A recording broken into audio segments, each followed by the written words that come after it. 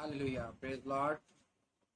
जिंदा खुदा के मानने वालों को मसीह यीशु में मेरा सलाम। मॉर्निंग स्पेशल में आपका होस्ट बाबर शहजाद आपके साथ हाजिर है। खुदा का शुक्र है कि खुदावन हम सबको ये बरकत देता है और अपने फजल वाले हाथ के नीचे रखता है ताकि हम उसके कलाम पाक को पढ़ें और उसको समझ सकें।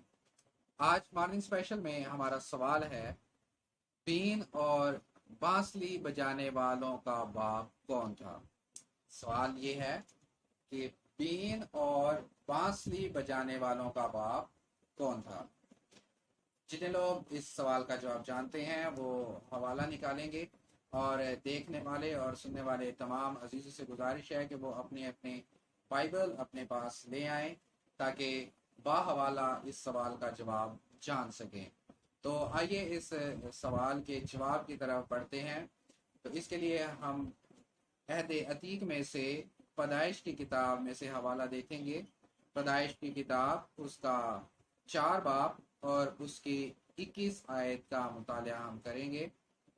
कलाम पाक में यूँ लिखा है, और उसके भाई का नाम योबल था, वो बीन और बांसुरी बजाने वालों का बाप था। दोबारा सुनिए, 21 आयत में लिखा है, और उसके भाई का नाम योबल था, वो बीन और बांसुरी बजाने वालों का बाप था। यहाँ पे जिक्र आया है वो उसके भाई का नाम योबल था। इससे ऊपर अगर हम देखें तो लिखा है 20 आयत में, और अद्दा के याबल पैदा हुआ। याबल का भाई है योबल। काइन की नस्ल में से लमक की बात हम करते हैं। लमक 2 बीवियां लेकर आया था, और एक का नाम था अद्दा और दूसरी का नाम था जिल्ला। तो अद्दा के 2 बेटों का जिक्र आया है, एक का नाम है याबल और दूसरे का नाम योबल। तो हमारा सवाल ये है कि बीन और बांसुरी बजाने वालों का बाप कौन था।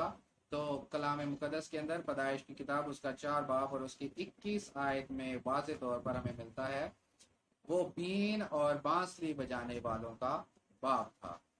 तो आज का जो हमारा सवाल है उसका जवाब है योबल। जितने लोग मेरे इस वीडियो को देख रहे हैं उन सबसे गुजारिश है कि वो जो भी सवाल मैं बताता हूँ वो नोट कर लिया करें, ताकि मेरी जो काविश है कि हमें कलाम पाक की जितनी भी बातें हैं वो हर वक्त याद होनी चाहिए, ताकि हम दूसरों तक खुदा के कलाम की बातों को बआसानी और बाहवाला पहुंचा सके। खुदावन आप सबको बरकत दे। आमीन।